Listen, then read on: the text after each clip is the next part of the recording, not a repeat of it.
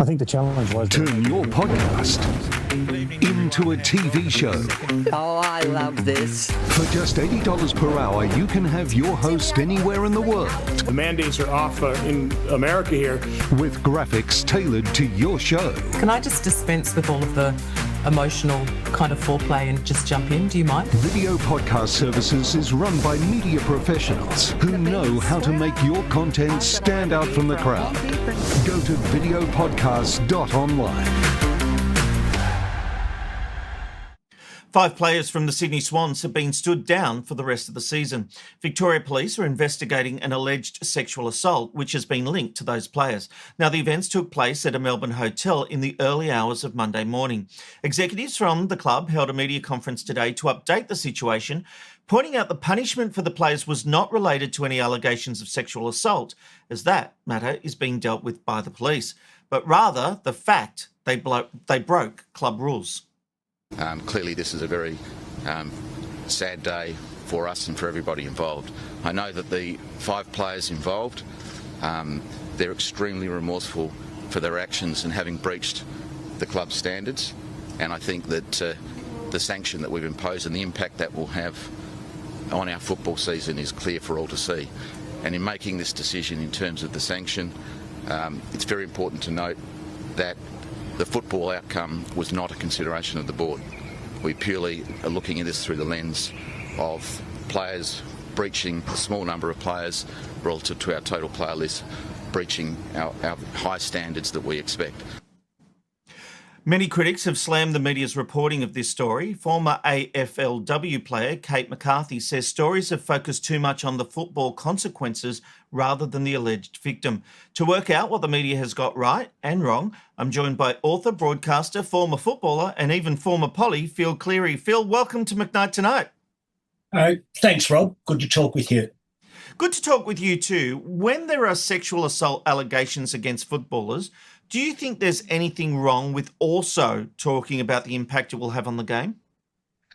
No, I think it's perfectly natural that you will talk about that. It's about disproportionality, and what the focus in is. You should start by trying to examine how it is that a group of men conducted themselves in this way. What's the cultural context of that situation? Now, that's compromised because we don't have charges laid at the moment. So we have allegations and we're kind of hypothesising.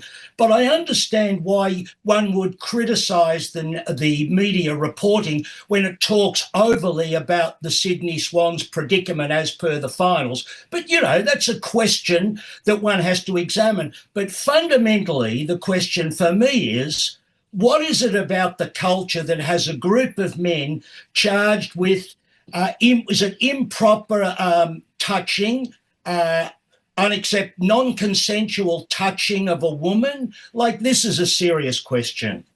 Very much so. There's been some updated reporting on the Herald Sun tonight that the incident started with some lap dancers and basically they brought some lap dancers in and someone is alleged to have broken the touching rule, and that's where it's come from. But we don't know that much about the allegations.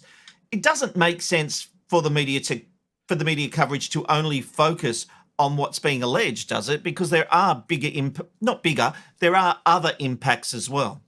Yeah, well, look, the impact on the Sydney Swans final campaign is a real fact, you know.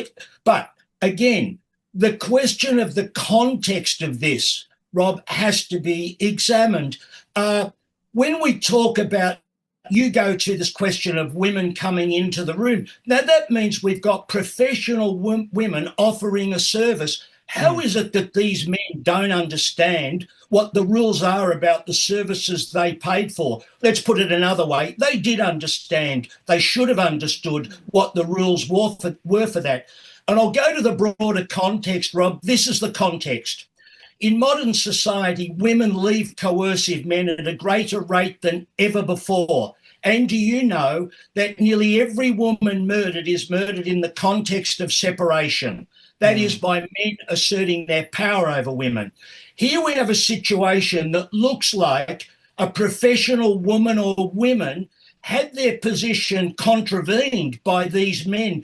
And that points to a cultural problem. Men not accepting that women will no longer tolerate being treated like chattels.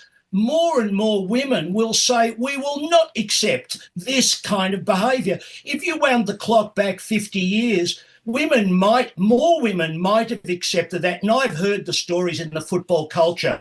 But Rob, today, women understand their human rights. And so this is looking like a question about men, an underbelly of men at odds with the progress of women in our modern society. That's the question we have to explore. And then go a step further. Has the AFL properly taught, educated, trained men about this new setting? I mean, some people say, why do we have to teach them? Well, we don't have to necessarily, but they could become part of a major campaign to end the violence against women if we had all the clubs on the same page. I've been out at sporting clubs, the last few weeks, talking to football clubs, young men and women, about what respect looks like. And this story emerges, Rob. And you know what? At one level, I'm sad. I'm actually sad. I'm sad that I'm seeing a retrograde step and wondering what progress have we made when 5 men are now facing these charges in non-consensual touching. Look, it's very difficult, isn't it? Because footballers are treated like gods and they get this adrenaline rush of power. Yes. And for all the training the AFL and the NRL might do, in that moment, they think they can because they get away with it so often. How do you change that behaviour?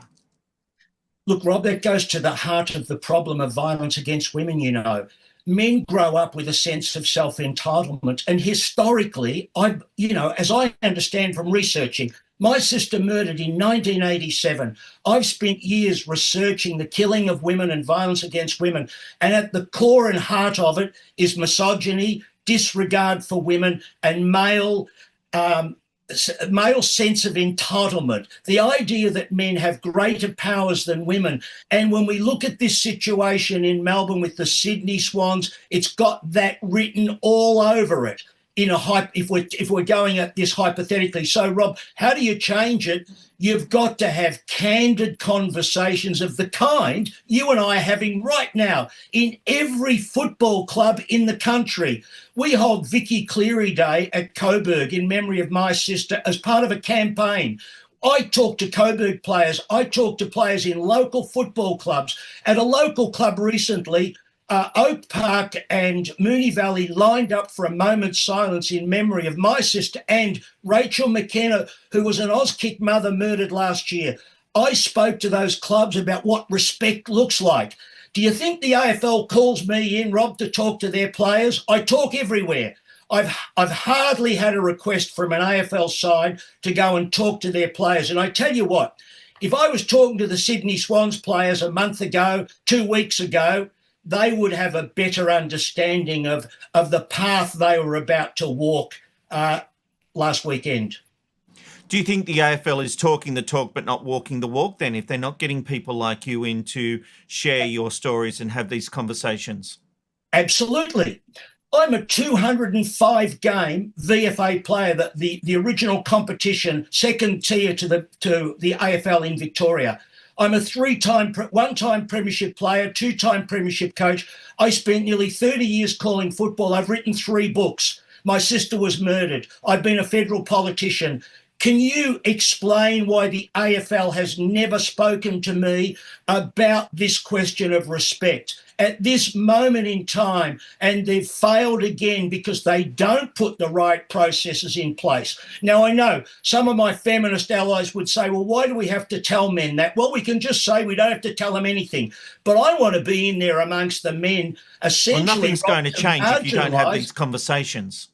Yeah, I want to marginalise the men who think that it's about that their male entitlement can triumph. I want them to be marginalised by other men. And, the Sydney Swans have said this is only a small portion of our club. Okay, Sydney Swans, question. What have you been saying to your men about what consent looks like? Tell me what conversation you've had with your players about what consent and the human rights of women actually looks like. I could tell you what I say to young men. I could tell you chapter and verse, Rob. I make it really clear to them. And the AFL needs to make it clear. So I say, roll out a strategy, pump some of your money into a strategy across the country. Do you think it's the AFL and NRL's job to teach their players? I mean, obviously there's a need for it, but they're employing these men to do a job. And yes, there are punishments if they don't do it, if they misbehave off the field. But I come back to what I said before. They're treated like gods. There's so much riding on them that what is the balance between these men being held accountable for their own actions and the AFL and the bodies they work for, they play for, having to take responsibility? And it's a real question and a proper question, Rob. You know, my feminist allies could say, well, why should we have to go and talk to them? You know, they should know. And let's be clear, those men should have known what the rules are. They should know what respect looks like. They should know what the human rights of women are.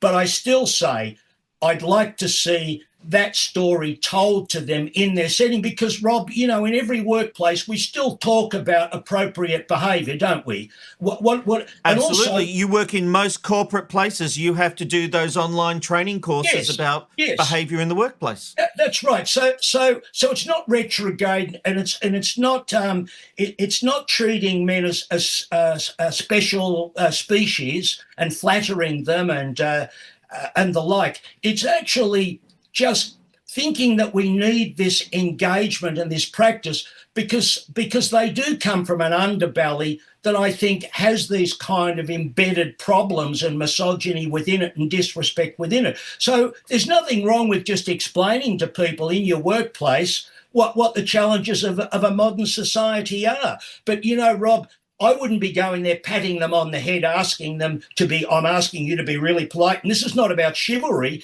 This is telling them that the modern world is not the world that this underbelly of men thinks. And they have to grasp that. And here we have a situation at a hotel that's got the look of an old body of men, and they're young men. They're young men. And we can't go too far, Rob, because it's still an allegation, isn't it? Of course, but you know, we know something's happened because they were out and they're off for the rest of the season. So there have been consequences. So at the very least, even no matter what comes out of this investigation, the AFL and the Swans have determined they've done something wrong. What the level of that is will be determined in the ongoing investigation. Well, and wouldn't it be nice to hear the AFL saying, we're going to re-engage with men. Now, we're going to take this story and we're going to turn that into a parable. And we're going to explain exactly, this isn't about the men being out late at night, Rob, and having a drink. That is part of the problem. The players should not have been doing that as a lead up to the finals. But there are bigger questions at work. And we have to make sure that when we discuss this, we're explaining to players exactly what is wrong with this so that they understand these questions properly. To come back to the original criticism of the media, you've been absorbing it all. What's your take? Has the media been too focused on the outcome of the footy game more than the alleged victim, or do you think the balance has been right? I kind of find it hard to watch, Rob, a lot of the commentary. Like every Tom, Dick and Harry's on social media having their say. And so many people are having their say without really properly research the question. But then again, more women get it right and use the misogyny word than men do. Men go into other kind of narratives. No, I don't think the narrative has been quite right in the media. It hasn't examined the historical evolution of this question and the place of women and the change place of women in a society and how men are still part of an underbelly of disrespect. It hasn't explored that question well enough. Now, I understand why it might have been hard for the Sydney Swans CEO and the chair of the board to do that because charges haven't been laid. There are some technical problems there, but I think they still could have said better things. I mean, they did say things like players finding themselves in that situation. If Matthew Pavlich had come to me and asked me what sort of words I should use, and he said I was going to use those words. Rob, I'd have told him not to do that. No. Yeah, there's been a lot of criticism over that phrase. He should never have said it. Do you think we're overanalyzing it, though? They did try to say all the right things about understanding and being very aware of the victim and all those kind of things. Is it being blown out of proportion? I think at times it is. But look, there's another little problem in this for the people doing it. They're not politicians, and they're not people in the professional research setting and the anti-violence campaign. So they're going to make mistakes in terms of the language. So it's not a hanging offence. It's just a reminder that we have to move to this other question of proper examination of what leads a group of men to behave in the way that is being alleged. We've got to move to that. But I'm not out there going nuts about minor mistakes in language by a couple of people at an AFL football club, because they did move on and they have talked about respect for women. All I'm asking is, now that they're talking about respect for women, tell me what that'll look like in the new narrative at the Sydney Swans. Well, Phil, hopefully they get you in, because you have a lot of insight to offer. You've got a lot of history on this topic. So the AFL is mad not to have got you in already. Let's hope they learn their lesson. Phil Cleary, thank you so much for joining us and sharing your insights on McKnight Tonight. Thank you, Rob. Good to talk. You too.